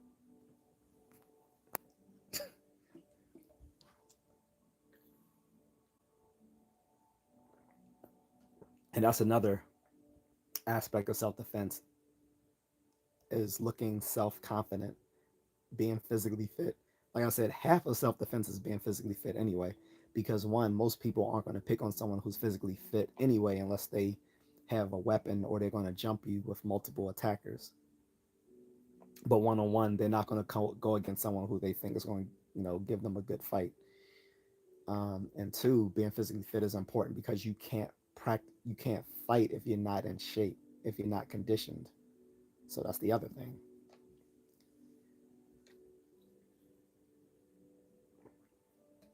Oh, before I go, guys, I just want to say I've almost hit my payout limit for YouTube so that I can, and because of Agatha um, and others, I'll be close to giving Micah some money. And my wife yesterday, she was like, "Wait," she's like, "Why are you giving her so much money?" I was like, "Oh, because I was like, this money was set aside specifically for it to be donated to her." She was like, "Oh, okay," because she thought I was just giving her money. I'm like, "No, I'm not just giving her money. Y'all wouldn't do." I was like, "I'm generous, but I'm not that generous." I was like, "No, it's because she, we already she had already asked me could I help her, and so anytime I asked specifically for help, I said any amount given specifically for her will be set aside and given to her once I get my YouTube payout, which I've almost crossed. Think I just need about I think I need uh $5-6 more. So I think $5 or $6 more, and I'll be able to I'll hit my payout limit, and I'll be giving her. Sh well, she's like in half of it. She's getting mm, a third of it. So she'll be getting a third of that, which is not much, but I just needed to make that payout limit so I could give it to her. So I just need, $5-6 more, and I'll hit my payout limit, and I'm gonna give that money to her, and I'm gonna beg her to come back on the live stream so you guys can see that she got her money. So I just need $5 more, and she will get her money as well. So thank you to Agatha and everyone else who's already donated. I think it was Carlton was also sent me money. Um, so yeah, once I get $5 more, that would be I will hit my payout limit finally.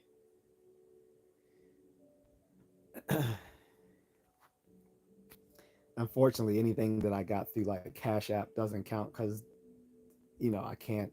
It doesn't go to the YouTube payout limit if I got it on Cash App. Which I'm still taking Cash Apps as well, but I still have to reach the payout limit on YouTube so I can you know give her that.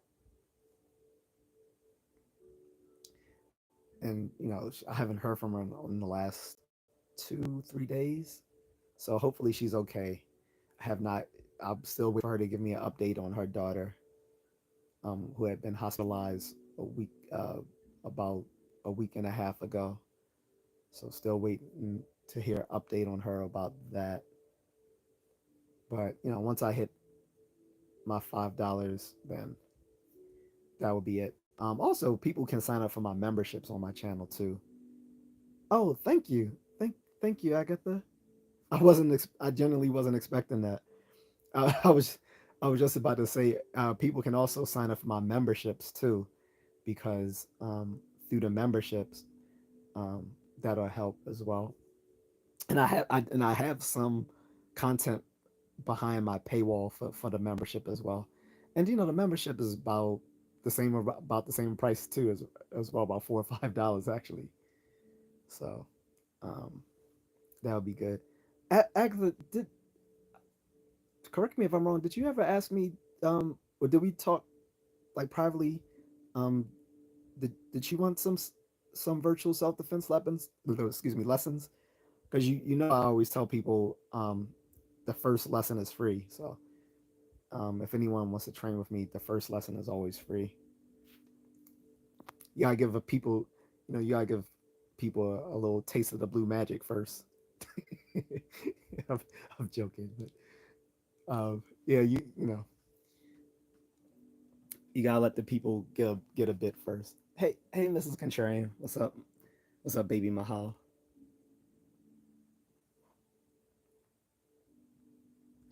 She says hello, everyone. So I just hit my payout limit, Mrs. Contrarian. So I'll be able to once it clears through YouTube. It probably takes about a day.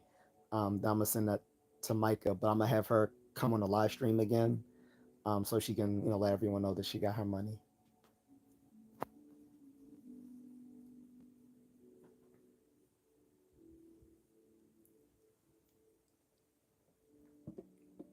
Mm, about to drink from the water. I don't have the tab up. I don't suppose Moonlit is here, is he?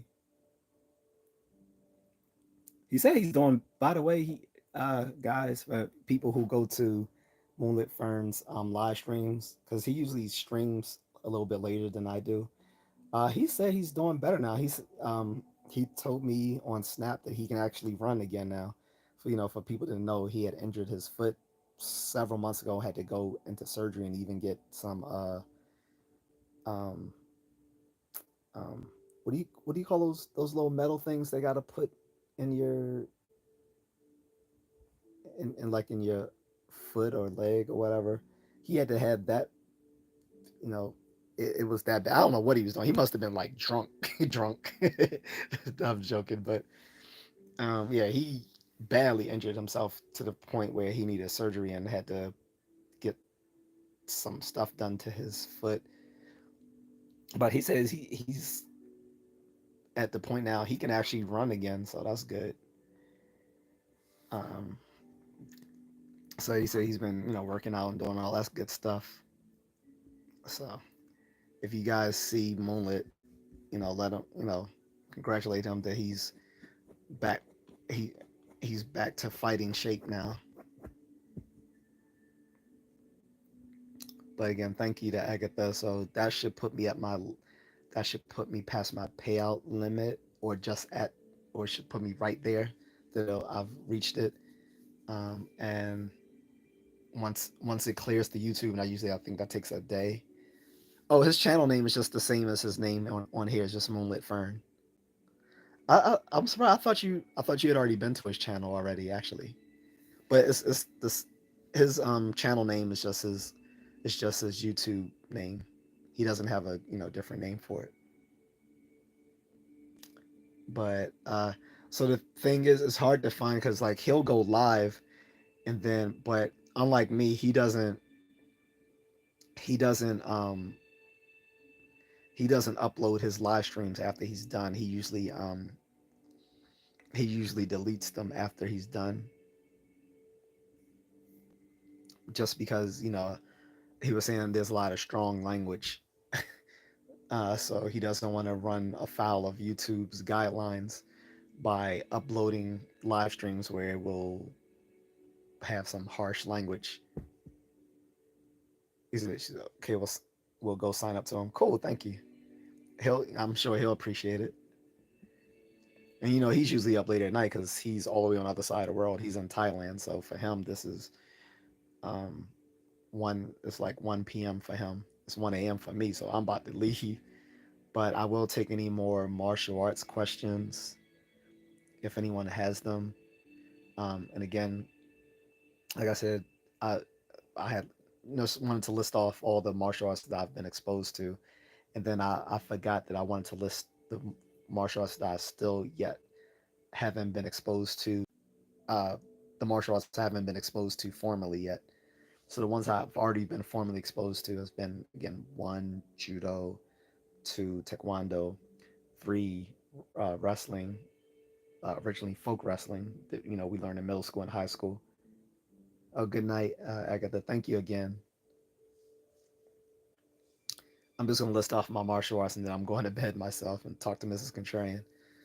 So the martial arts I've been exposed to, guys, have been judo, taekwondo, wrestling, folk, which is folk wrestling originally. Um, then Jeet Kune Do, then um, catch wrestling, and um, Filipino martial arts, and boxing. Um, and then after that, um,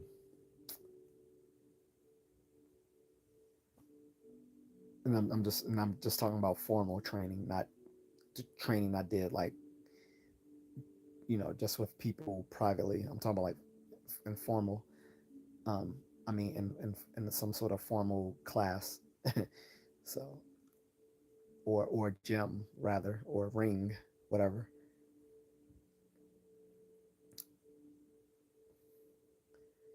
But it does count if I'm, you know, being taught by someone who's like an expert. So then like what Krav Maga, Kaju Kempo, Wing Chun, Kung Fu, Capoeira,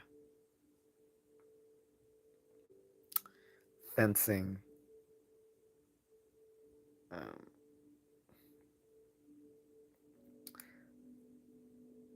uh, modern arnis, Muay Thai, Panchat Salat. Uh, yeah, so those are like uh,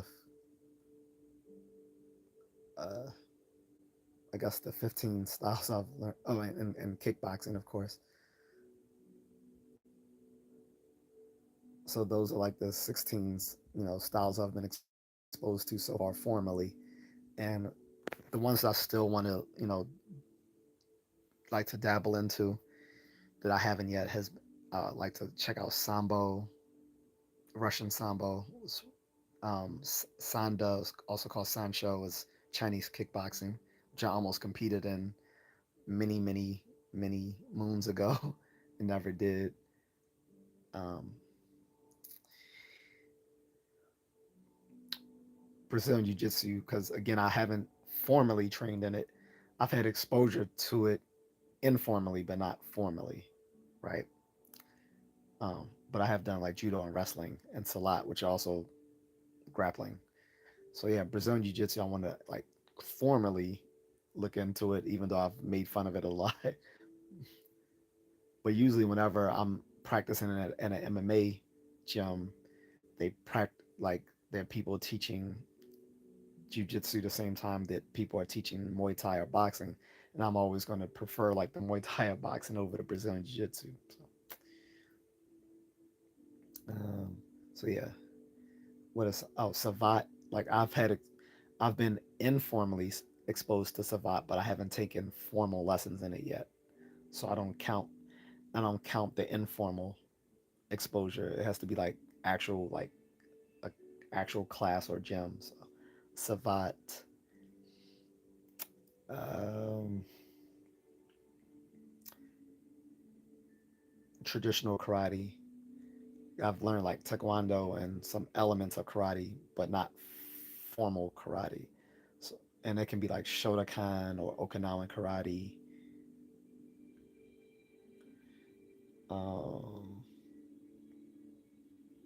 Also like to learn like classical jujitsu.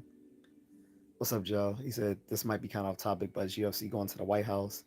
LOL. I don't know. They said maybe in the future, that could be, but that could be as long, but that could be like next year. I don't know. And I guess MMA is a style too, because they now MMA has become its own like because it has its own rule set and will take from different styles like wrestling, jiu-jitsu, well BJJ, Muay Thai, and boxing.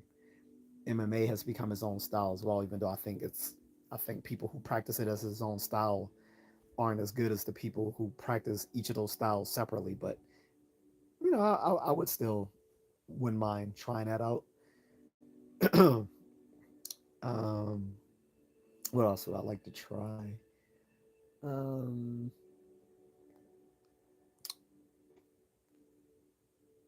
Shaolin Kung Fu. That would be cool. Um, Hema, which is historic European martial arts. I would like to try Hema, and I would like to try Hama. There's also a Hama, which is historical African martial arts. The the most well known, I think, of the Hama styles is Zulu stick fighting, or at least that's the one I'm most well acquainted with. Is Zulu stick fighting. So yeah, Hama. Uh,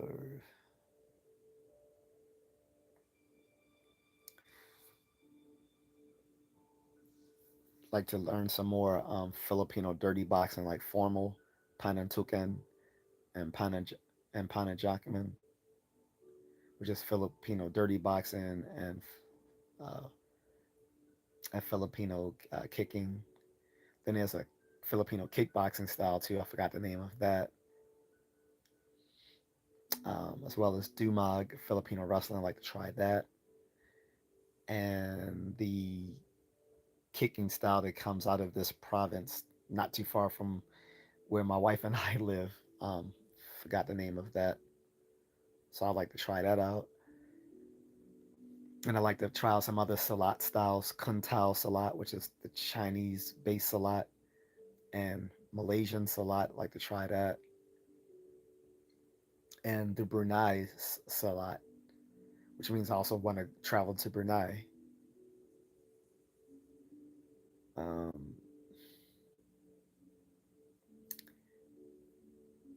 and basically any other art that I might come across, I would be interested. I wouldn't mind being exposed to it. but I also want to kind of double down on the arts of which I'm already familiar to reach some level of expertise or certification in some of them. Like I still have a goal of reaching my JKT certification and getting some sort of recognition in Muay Thai, either as a crew, as a coach, or um, maybe like certification through um, the American Muay Thai Association here. But I'd be just as happy if I got recognition through fighting over there. So, but with that, I'm gonna go, guys. It's been 2 hours in, and it's past 1 o'clock, which means it's past my bedtime. I still need to stretch out and shower, so I'm gonna go do that.